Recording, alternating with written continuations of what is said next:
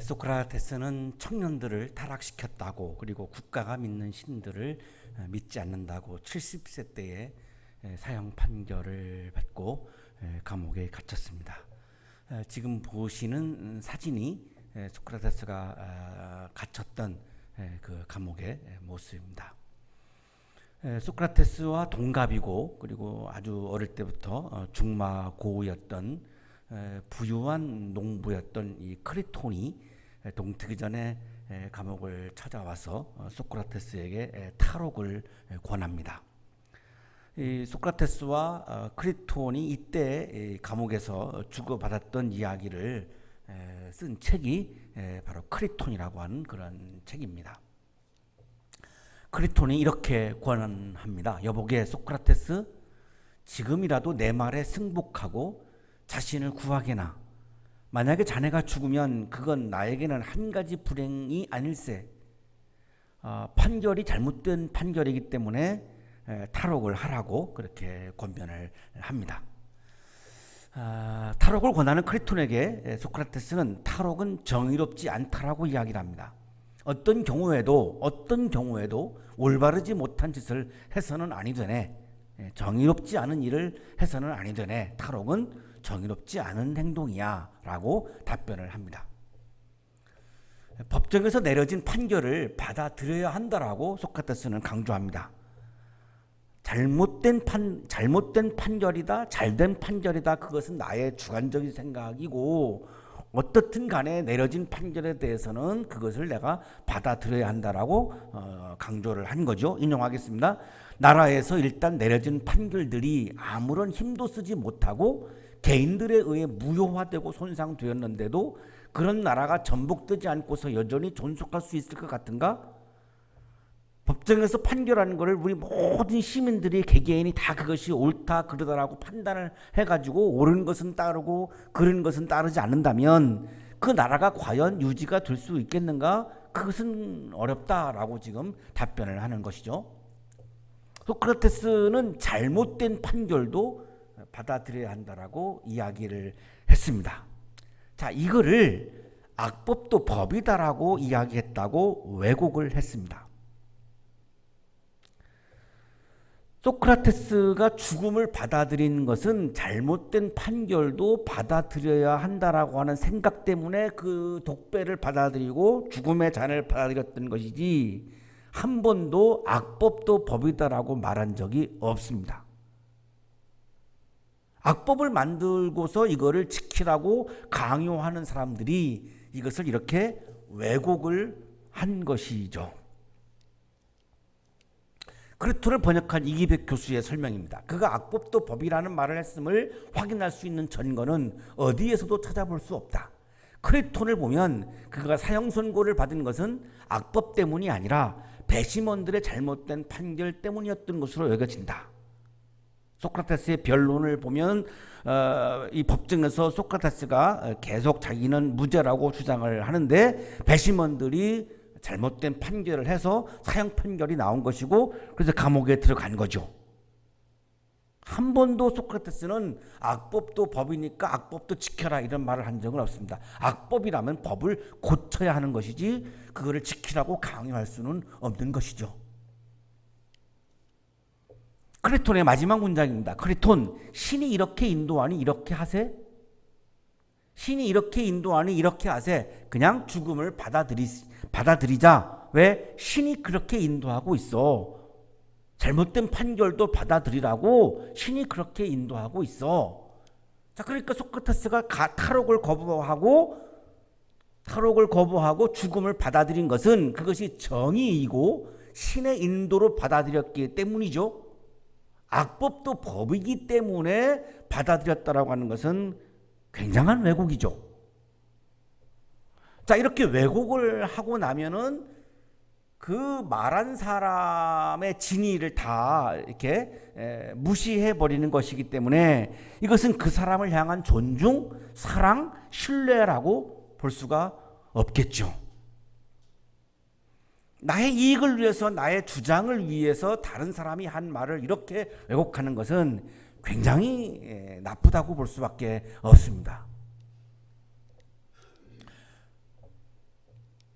베드로후서 1장 20절의 말씀입니다. 여러분이 무엇보다도 먼저 알아야 할 것은 이것입니다. 아무도 성경의 모든 예언을 제멋대로 해석해서는 안 됩니다.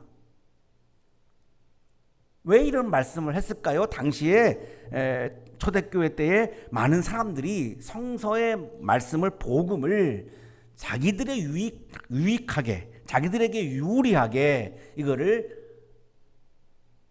왜곡을 했던 거죠. 자신의 주장을 위해서, 자신의 이익을 위해서 복음을, 주님의 말씀들을 막 왜곡을 했습니다. 주님은 이미 승천해서 안 계시니까 그냥 왜곡하기 좋은 거죠. 예수님이 이렇게 말씀했다고 막 왜곡을 하는 거죠. 여기서 엄청난 교회의 혼란이 올 수밖에 없는 거죠. 성서의 말씀을 하나님의 말씀이 아닌 사람의 말로 인식하게 됩니다. 계속해서 왜곡을 해버리면 사람들이 이 성서의 말씀을, 왜곡된 말씀을 듣다 보면 신뢰가 안 가죠. 그러면은 성서의 말씀을 하나님의 말씀이 아닌 사람의 말로 받아들이게 될 수밖에 없죠. 자, 거기에서 말씀의 권위와 능력이 사라지고 맙니다. 오늘날 성서의 말씀의 권위와 능력이 한국교회에서 왜 상실했을까요? 너무나 오랜 기간 동안 우리는 성서의 말씀을 내 주장을 위해서, 나의 이익을 위해서 왜곡해 온, 그것이 그 이유 중에 하나일 것입니다. 오늘의 성서일과는 데살로니가 사람들이 복음을 사람의 말이 아닌 하나님의 말씀으로 받아들이는 장면입니다.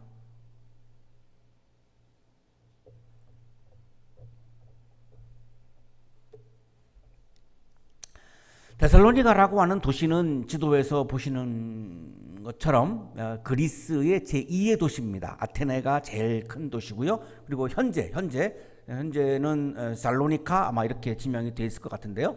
제2의 도시로 아주 큰 도시이고, 바울이 2차 선교 여행 때 여기에 방문을 해서 교회를 세운 도시인데요. 그 옆에 보시면 빌립보가 나오죠. 빌립보가 최초로 유럽에 교회를 세운 도시이고, 그리고 빌립보에서 정치범으로 제소를 당해서 감옥에 갇히죠. 지진이 나가지고 감옥문이 열려가지고 감옥에서 나와가지고 간 곳이 데살로니가입니다.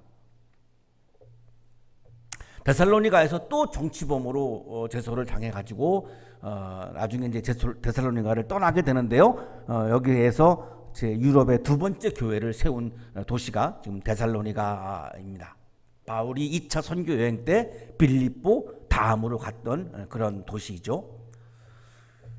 이 데살로니가에 방문했던 이 행적이 사도행전 16장 18장에 기록되어 있고요. 이 데살로니가 교회를 세운 것이 야손의 집에서 시작을 했는데요. 50년, 54년으로 그렇게 추정을 하고 있습니다. 안디옥을 출발해서 드로아로 갔고요. 드로아에서 환상을 보고 말마라 해협을 건너서 빌립보로 간 거죠. 거기서 최초의 교회를 세웠고요.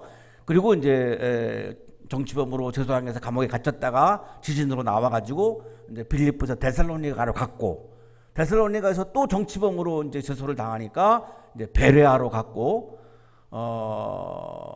이 베레아까지 데살로니가의 깡패들이, 유대인 깡패들이 와가지고 테러를 해요. 그래가지고 베레아에서 아테네로 갑니다. 그리고 아테네에서 고린도로 갔고, 고린도에서 이제 안디옥으로 돌아오는 일정이 바울의 2차 선교 여행인데, 이 고린도에 있을 때에 데살로니가 교회에 대한 소식을 듣게 됐고요. 그래서 데살로니가 전서를 기록하게 되는데, 빌립보에서 최초의 교회를 세우고 복음을 전하면서 예수를 퀴리오스, 로드, 주님이라고 그렇게 복음을 전합니다.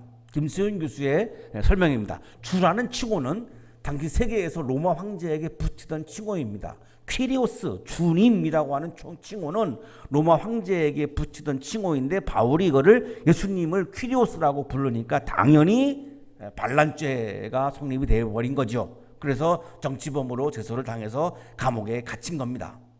큰 지진이 일어나가지고 감옥에서 나왔고 데살로니가로 이제 이동을 한 거죠. 이 데살로니가라고 하는 도시의 이름은 알렉산더 대왕의 이복 누이의 이름을 따서 그렇게 세운 도시인데, 데살로니가에 갔더니 회당이 있었습니다. 유대인들이 모이는 장소이죠. 회당에 가서 예수가 그리스도라고 복음을 전합니다. 이 데살로니가 있을 때 야손의 집에서 이제 유럽의 두 번째 교회를 세웠는데요. 예수가 그리스도라고 하는 말이 왜 문제일까요? 큰 문제였습니다. 이 그리스도라고 하는 말은 히브리어로 말하면 메시아인데요. 원래 이제 발음은 히브리어 발음은 마시아흐인데요. 이 메시아라고 하는 말은 왕이라고 하는 의미를 가지고 있습니다. 김세윤 교수의 설명입니다. 바울이 주 예수 그리스도를 선포하는 것은 유대 신학의 관점에서 해석하면 예수를 그리스도 곧 메시아로 선포하는 것이므로 다윗 왕조를 재건할 왕이라고 선포하는 것이며, 당시 로마의 정치적 관점으로 해석하면 예수를 주 퀴리오스로 선포하는 것이므로 로마 황제에 대한 반역인 것입니다. 예수가 그리스도라고 하는 말은 예수는 메시아다라고 하는 말이고요. 예수가 메시아다라고 하는 말은 예수가 왕이다라고 하는 의미입니다. 당시의 왕은 로마 황제죠. 그러니 이건 황제에 대한 반역죄에 해당되는 거죠. 그래서 다시 또 데살로니가에서도 결국은 정치범으로 제소를 당한 거죠. 그래서 베레아로 도주를 한 겁니다. 근데 베레아에 있는 유대인들이 복음을 받아들여요. 도시마다 이제 이게 다른 그런 모습들을 보이게 되는데, 베레아 사람들은 유대인들이면서 이 바울이 전하는 복음을 받아들입니다. 그랬더니 데살로니가 유대인들이 깡패들을 동원해 가지고 바울에게 테러를 강합니다. 베레아에서. 그래서 배를 타고 아테네로 이제 이동을 했고, 그리고 다시 고린도로 이제 이동을 한 거죠. 그때 디모데가 와서 데살로니가 교회의 소식을 들려주었는데, 데살로니가 교인들이 핍박을 받으면서도 예수가 그리스도다, 예수가 왕이다, 예수가 주다라고 바울이 얘기한 것이 교회인데, 그 로마가 그냥 놔둘 리가 없죠. 어마어마한 핍박을 가한 거죠. 그런데도 믿음에 굳게 서 있었고 바울을 매우 사랑했습니다. 데살로니가 교인들이.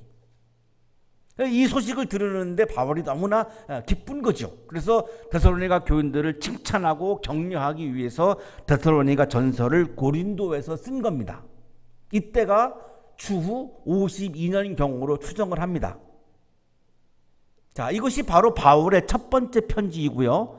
신약 성서 중에서 가장 처음으로 기록된 성서입니다. 예수님이 승천하신 것을 한 30년으로 잡는다면 한 20년 후죠. 이때까지 신약 성서가 기록된 것은 하나도 없었고요. 최초로 신약 성서 중에서 최초로 기록된 성서가 바로 이 데살로니가 전서입니다. 오늘의 성서 일과인 데살로니가 전서 2장은 바울이 자신의 사도직에 대해서 변호하고 변증을 한 그런 부분입니다.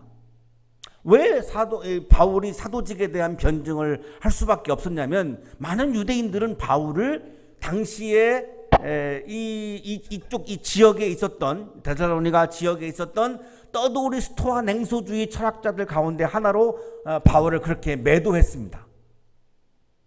지식을 전하고 그리고 돈을 받는 그런 떠돌이 철학자들, 아주 시니컬한 그런 떠돌이 철학자들 중에 하나로 바울을 그렇게 비판하고 공격하고 매도했던 거죠.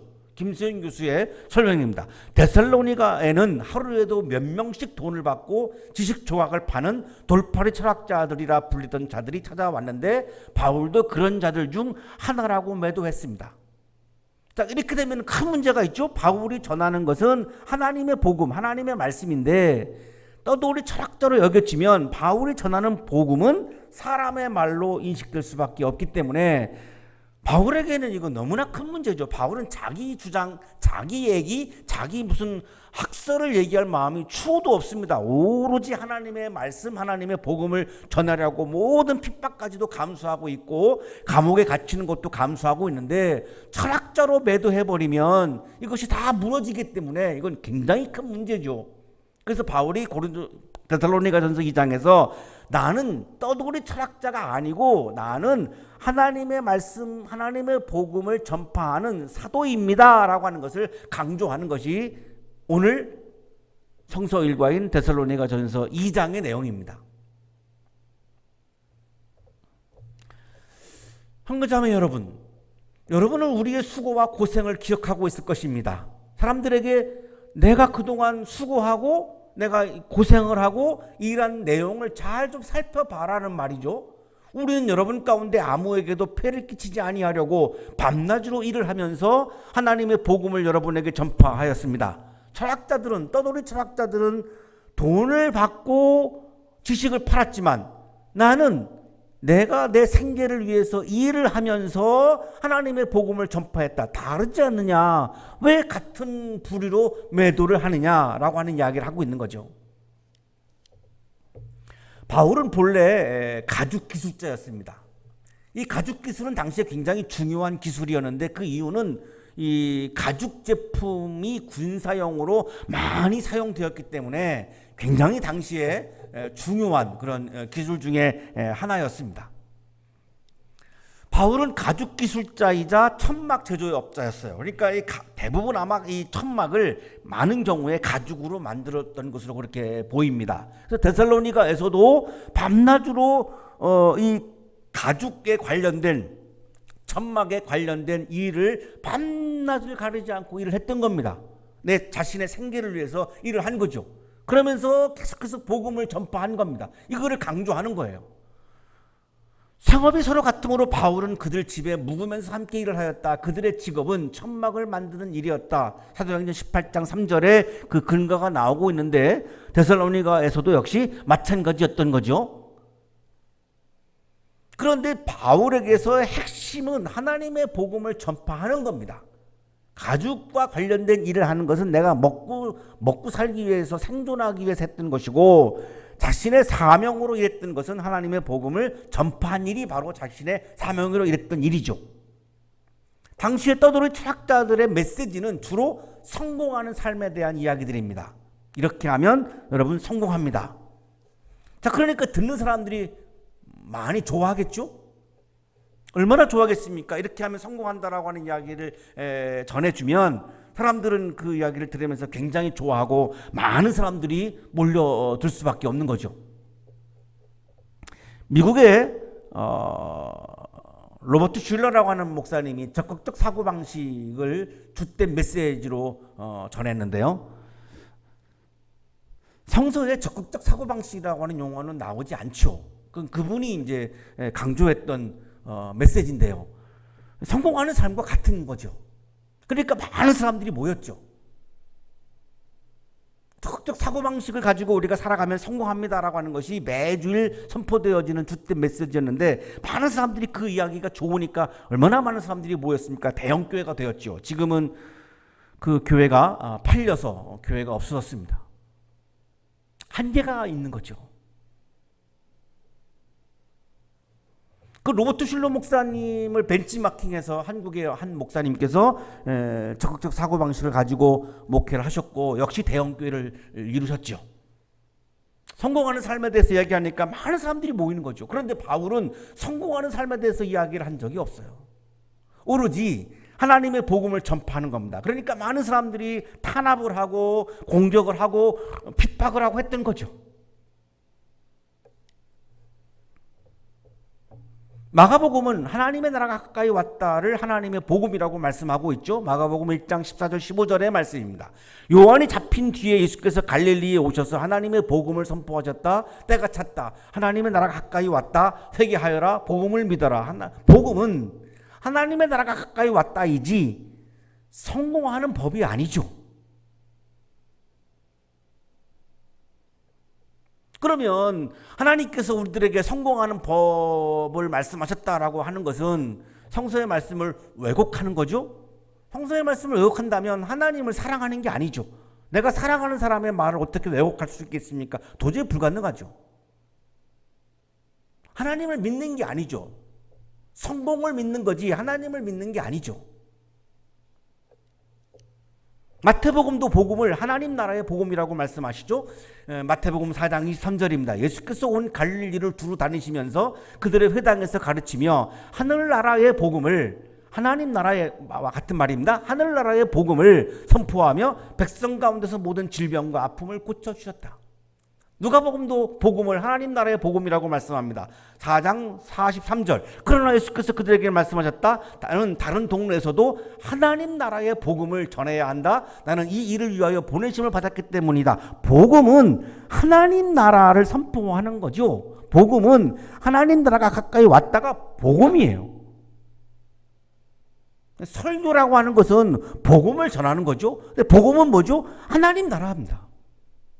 거기에는 성공하는 법 이런 거는 개입할 수가 없는 거죠. 그건 하나님의 말씀을 왜곡하는 거죠. 이 왜곡이 계속되다 보니까 이제는 더 이상 성서의 말씀을 하나님의 말씀으로 받아들이지 않게 된 거죠. 혹은 선택적으로 내가 좋아하는 나에게 유리한 말씀들은 하나님의 말씀을 받아들이고 나에게 불리한 말씀들은 하나님의 말씀으로 받아들이지 않는 상황이 되어버린 거죠. 거기에서 어떻게 복음의 능력이 나타나겠습니까? 우리는 여러분 가운데 아무에게도 폐를 끼치지 아니하려고 밤낮으로 일을 하면서 하나님의 복음을 여러분에게 전파했습니다. 바울이 전파한 복음의 핵심은 성공하는 삶이 아니라 하나님의 뜻이 다스리시는 하나님의 나라를 전파한 거죠. 이것이 떠돌이 철학자들과 바울의 큰 차이점인데 사람들은 이거를 또 왜곡해서 바울도 떠돌이 철학자의 한 사람으로 그렇게 매도를 해버린 겁니다. 계속해서 되어지는 왜곡의 연속이죠. 또 신도 여러분을 대할 때에 우리가 얼마나 경건하고 올바르고 흠잡힐 데가 없어서 처신하였는지는 여러분이 증언하고 하나님께서 증언하십니다. 내가 신도들을 대할 때 얼마나 경건하고 올바르게 대했는지 여러분 다 보셨지 않습니까? 그런 말씀이죠. 돌팔이 철학자들은 사람들이 듣기 좋아하는 성공하는 삶에 대해서 이야기하면서 사람들의 인기를 끌었습니다. 이렇게 하면 부자가 됩니다. 이러면 성공합니다. 이렇게 하면 출세합니다. 이런 말을 하면 얼마나 좋아하겠습니까, 사람들이. 그러니까 굉장한 인기를 끌었고요. 인기를 끌으니까 많은 사람들이 들어와서 그 강의를 들을 것이고 그러면 수입도 올라가겠죠. 그러나 바울은 내가 성공하는 것이 중요한 것이 아니라 신도들이 중요했습니다. 떠돌이 철학자들은 내가 인기를 받고 내가 물질을 얻는 것이 중요했던 것이고 바울은 신도가 중요했던 거예요. 이게 굉장한 차이점이죠. 그래서 신도들을 대할 때 굉장히 경건하고 올바르게 대했던 거죠. 여러분이 아는 바와 같이 아버지가 자기 자녀에게 하듯이 우리는 여러분 하나하나를 대합니다. 돌팔이 철학자들에게 중요한 것은 자신이 많은 사람들의 인기를 얻고 물질을 얻는 것이니까 사람들이 좋아하는 이야기를 골라서 얘기하는 거죠. 자, 그런데 바울은 신도가 중요했기 때문에 신도 한 사람 한 사람을 소중하게 대한 거죠. 우리는 여러분을 권면하고 격려하고 경고합니다마는 그것은 여러분을 부르셔서 당신의 나라와 영광에 이르게 하시는 하나님께 합당하게 살아가게 하려는 것입니다. 바울이 왜 신도 한 사람 한 사람을 중요하게 여겼고 그들에게 성공하는 법이 아닌 복음을 전했습니까? 이 12절에 잘 나타나 있죠. 한 사람 한 사람을 당신의 나라와 영광, 하나님의 나라와 하나님 나라의 영광과 하나님 나라의 기쁨을 누리게 해주기 위해서 그들에게 복음을 전하는 것입니다. 바울이 한 사람 한 사람을 소중하게 여기면서 하나님의 복음을 전파한 것은 한 사람 한 사람이 성공하게 하려고 한 것이 아닙니다.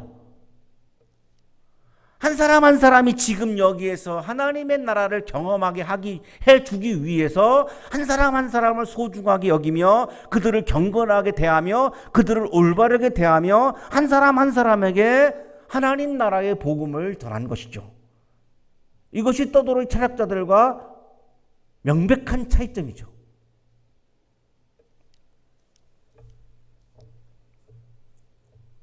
우리가 하나님께 끊임없이 감사하는 것은 여러분이 우리에게서 하나님의 말씀을 받을 때에 사람의 말로 받아들이지 아니하고 실제 그대로 하나님의 말씀으로 받아들였기 때문입니다. 디모데가 전해주는 데살로니가 교인들의 이야기를 들어보니 데살로니가 교인들은 복음을 사람의 말로 받아들이지 않고 하나님의 말씀으로 받아들이고 있다라고 하는 소식을 들은 거예요. 그러니까 바울은 그게 제일 감사했던 거예요. 왜? 바울은 그것 때문에 감옥에 갇히기도 했고 그것 때문에 핍박을 당했던 건데, 만약에 데살로니가 교인들이 바울이 전한 복음을 떠돌이 철학자들의 이야기처럼 사람의 말로 받아들인다면 아무런 보람도 없고 아무런 의미도 없을 것인데, 데살로니가 교인들은 바울이 전한 복음을 사람의 말이 아니라 하나님의 말씀으로 받아들였다라고 하는 것 때문에 너무나 기쁘고 감사했던 거예요. 그래서 그들이 너무나 사랑스러웠고 그들을 격려하고 칭찬하기 위해서 지금 데살로니가 전서를 지금 기록하고 있는 겁니다. 그때 말씀이 신도들 안에서 살아 움직였다라고 하는 겁니다. 복음의 능력이었던 거죠. 데살로니가 사람들은 바울이 전파하는 하나님의 복음을 하나님의 말씀으로 받아들였습니다. 떠돌이 철학자들의 이야기는 성공하는 삶에 관한 이야기들이었고 바울이 전파하는 하나님의 복음은 하나님의 말씀이었던 것이죠.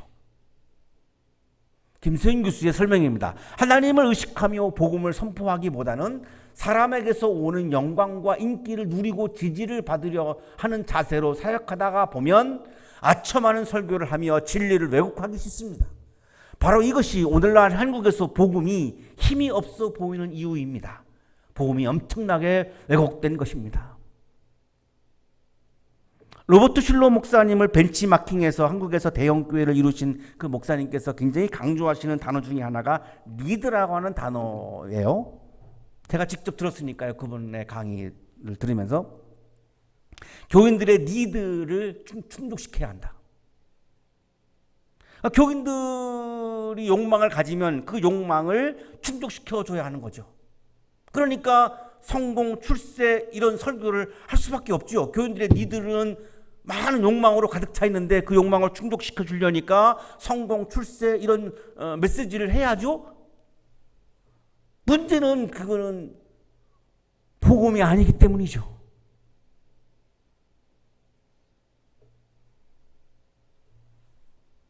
성공하는 법이라고 하는 세미나를 열어서 어떤 나의 학설로, 나의 설로 이야기하는 것은 괜찮습니다. 그러나 설교로서는 적합할 수가 없다고 봐야죠. 그건 하나님의 말씀을 왜곡하는 거죠. 물론 교회는 커지겠죠. 사람들은 그런 말씀을 좋아하니까요. 김서인 교수님이 지금 하고 있는 말은 바로 그 말입니다. 그렇게 해서 교회가 커졌지만, 교회의 힘은 커졌지만 복음의 힘은 추락했다라고 이야기하는 겁니다. 복음의 능력이 없어진 거죠. 권위도 없어진 거죠. 자신의 이익을 위해서 성서의 말씀을, 하나님의 말씀을 왜곡하는 것은 욕망이죠. 그건 하나님을 사랑한다고 볼 수도 없고 하나님을 믿는다라고 볼 수도 없죠. 어떻게 내가 하나님을 사랑하는데 하나님의 말씀을 나의 이익을 위해서 어떻게 왜곡할 수 있겠습니까? 성서의 말씀을 하나님의 말씀으로 받아들이는 것이 신앙이죠. 나에게 불리한 말씀도 하나님의 말씀으로 받아들이는 것이 신앙이죠. 내가 부자가 되고 싶은데 가난한 자는 복이 있도다. 충돌하죠. 그럼에도 불구하고 불리하지만 가난한 자는 복이 있다라고 하는 말씀도 내가 하나님의 말씀으로 받아들여야 그것이 신앙이죠.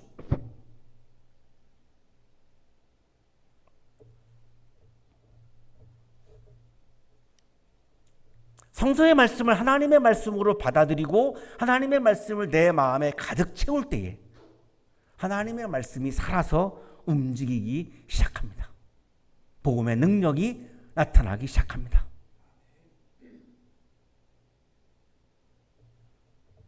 여러분에게 주시는 주님의 말씀을 한 귀절 한 귀절 모든 귀절들을 하나님의 말씀으로 받아들이시고 그 하나님의 말씀을 여러분의 마음에 가득 채우셔서 하나님의 말씀이 여러분 삶 가운데서 살아서 역사하고 움직이고 능력을 나타내는 여러분의 신앙생활이 되시기를 주님의 이름으로 축복합니다.